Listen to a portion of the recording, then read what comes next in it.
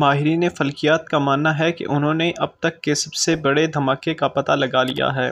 یہ دھماکہ اس سے قبل ریکارڈ کیے گئے سپر نووا پھٹنے والے ستارے سے 10 گنا زیادہ روشن ہے۔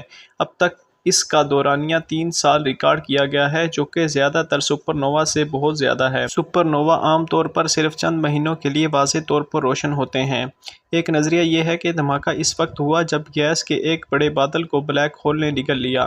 سن 2020 میں کیلیفورنیا میں آسمان میں ایک فلیش خود بخود ریکارڈ ہو گیا، لیکن ایک سال بعد ماہرین فلکیات کو ڈیٹا کا جائزہ لیتے اس کا پتہ چلا۔ انہوں نے اس ایونٹ کو AT2021 LWX کا نام دیا۔ اس وقت ان کا خیال تھا کہ یہ غیر معمولی ہے، کیونکہ اس بات کا کوئی اشارہ نہیں تھا کہ یہ کتنا دور ہے، اور اس وجہ سے اس کی چمک کا حساب لگانا ممکن نہیں تھا۔ پچھلے سال ساؤتھ میپٹن یونیورسٹی کے ڈاکٹر فلپ وائزمین کی سربراہی میں ایک ٹیم نے ایونٹ سے حاصل ہونے والی روشنی کا تجزیہ کیا، جس سے وہ اس کے فاصلے کا حساب لگا سکتے تھے، جو کہ 8 ارب نوری سال کی دوری پر تھا۔ ڈاکٹر وائزمین نے اس لمحے کو بیان کیا جب انہیں یہ معلومات ملیں۔ وہ کہتے ہیں کہ ہم نے سوچا، او میرے خدا، یہ ناقابل یقین ہے۔ ٹیم مکمل طور پر حیران تھی کہ اتنی روشن چیز کی وجہ کیا ہو سکتی ہے۔ ڈاکٹر وائزمین کے مطابق سائنس کی تاریخ میں ایسی کوئی چیز نہیں تھی جو اتنی روشن چیز کا حساب لگا سکے۔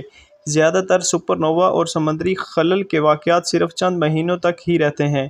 2 سال تک روشن رہنا بہت غیر معمولی بات تھی۔ ان کا نظریہ یہ ہے کہ یہ دھماکہ گیس کے ایک بڑے بادل کا نتیجہ ہے، جو ممکنہ طور پر ہمارے سورج سے ہزاروں گنا بڑا ہے اور جسے ایک بڑے بلیک ہول نے نگل لیا ہے۔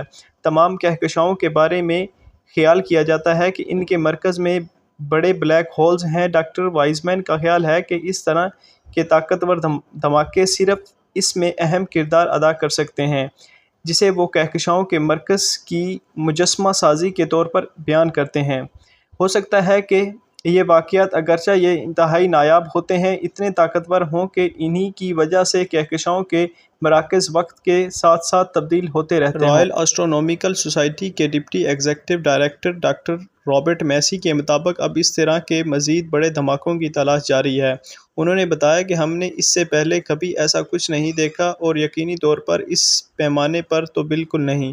اگر یہ کائنات کا واحد ایسا دھماکہ ہے تو مجھے بہت حیرت ہوگی۔ ڈاکٹر وائزمین کو امید ہے کہ اگلے چند سالوں میں آن لائن آنے والی نئے دوربین سسٹمز کے ساتھ اس طرح کی مزید واقعات کا پتہ لگائیں گے۔